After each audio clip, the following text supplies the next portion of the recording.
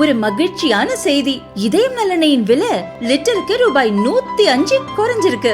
September 2023ல 1 litre இதயம் நல்லெண்ணெயின் அதிகபட்ச விலை ரூபாய் 503. ஆனா இப்ப 1 லிட்டர் இதயம் நல்லெண்ணெயின் விலை ரூபாய் 398 மட்டும்தான் தமிழ்நாட்டுல. அப்ப இனிமே எல்லாரும் இதயம் நல்லெண்ணெய் வாங்கலாம் இல்ல?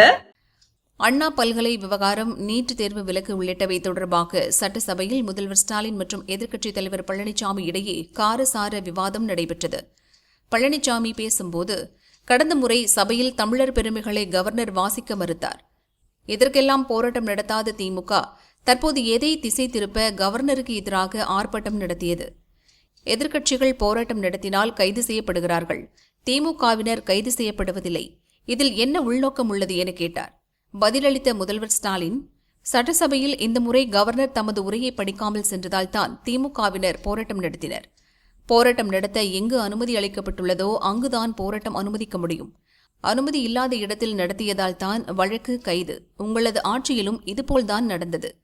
நீட் தேர்வு ரத்து செய்யப்படும் என கூறினீர்கள். ஆட்சிக்கு வந்து 4 ஆண்டுகளாகியும் இன்னும் ரத்து செய்யப்படவில்லை என பழனிசாமி கேட்டார். ஸ்டாலின் பதிலளித்த போது, எங்கள் கருத்தில் மாற்றமில்லை, நீட் தேர்வை ரத்து செய்வதுதான் எங்கள் வேலை. மத்தியில் இந்தியா கூட்டணி ஆட்சிக்கு வந்திருந்தால் நீட் விலக்கு பெற்றிருப்போம் என்றார். இந்தியா கூட்டணி கலகலத்து போய்விட்டது, இனி எப்போதும் ஆட்சிக்கு வராது.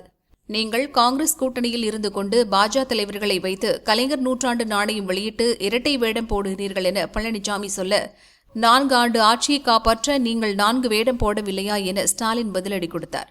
காங்கிரஸ் திமுக கூட்டணி ஆட்சியின் போதுதான் நீட் கொண்டுவரப்பட்டது என பழனிசாமி கூறினார். மறுத்த ஸ்டாலின், நாங்கள் கூட்டணியில் இருந்தவரை நீட் உள்ளே நுழையவில்லை, நீங்கள் ஆட்சியில் இருக்கும்போதுதான் நீட் வந்தது என்றார். அண்ணா பல்கலைக்கழக பாலியல் வன்கொடுமை சம்பவம் பற்றி பேசிய பழனிசாமி, யார் அந்த சார் என்றுதான் கேட்கிறோம், அதற்கு ஏன் பயப்படுகிறீர்கள் என கேட்டார். முதல்வர் ஸ்டாலின், திரும்ப திரும்ப தவறான தகவலை பேசிக் கொண்டிருந்தால் பொள்ளாச்சி விவகாரம் பற்றி பேச வேண்டியது வரும். நாங்கள் யாரையும் காப்பாற்ற முயற்சிக்க மாட்டோம். யார் அந்த சார் என பேட்ஜ் அணிந்து வந்தது மலிவான அரசியல் என்றார். பொள்ளாச்சி பாலியல் சம்பவத்தில் 24 மணி நேரத்தில் 3 குற்றவாளிகள் கைது செய்யப்பட்டதாக பழனிசாமி கூற ஸ்டாலின் மறுத்தார்.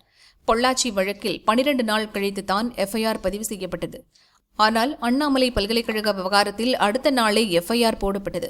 நான் சொன்னது தவறு என ஆதாரம் தந்தால் நீங்கள் சொல்லும் தண்டனையை ஏற்றுக்கொள்கிறேன், இல்லாவிட்டால் நான் சொல்லும் தண்டனையை ஏற்க தயாரா என ஸ்டாலின் கேட்டார்.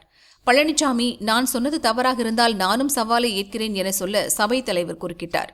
இருவரும் சவால் விட்டுள்ளீர்கள், அது அவை குறிப்பில் பதிவாகியுள்ளது, இத்துடன் முடியுங்கள், நாளை ஆதாரத்தை கொடுங்கள் என கூறி விவாதத்திற்கு முற்றுப்புள்ளி வைத்தார்.